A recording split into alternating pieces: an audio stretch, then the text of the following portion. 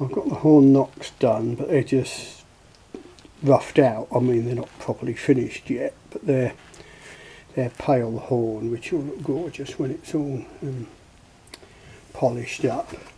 The tips have been narrowed quite a lot and blended in.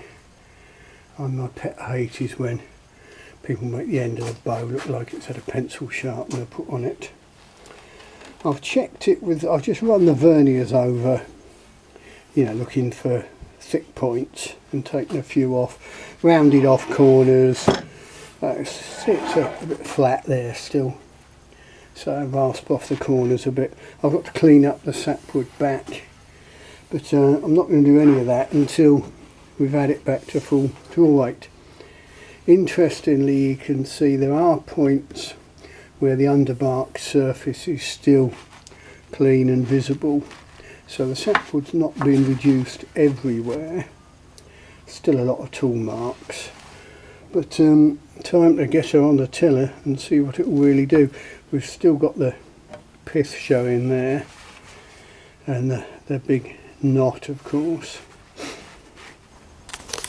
Right, I'm suffering from bowyer's anxiety here because I finally got it to a decent brace.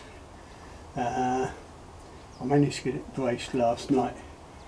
Hell's angel. In the end I had to use an old non-stretch string to do it because my normal stringers would just stretch in and I just couldn't pull it. Anyhow, the worry is, will it pull to 32? Well, it either will or it won't. There's not much in between. But I don't want to overstress it. You can see it does look like it's got some positive tiller. That gap's bigger than that, so it's looking okay. Looks very thick here, but that's because the tip of the bow, the sapwood heartwood boundary slopes there. So let's pull it back to the point where my bottle runs out. There's £90, that's £100 at 26.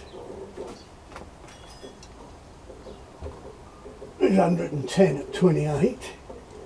That's looking pretty good. Let's give it some exercise.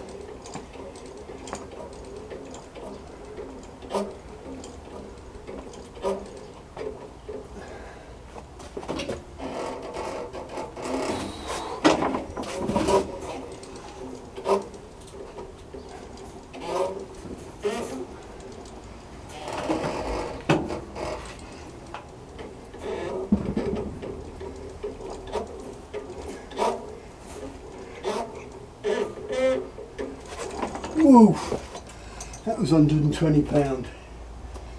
Jeez!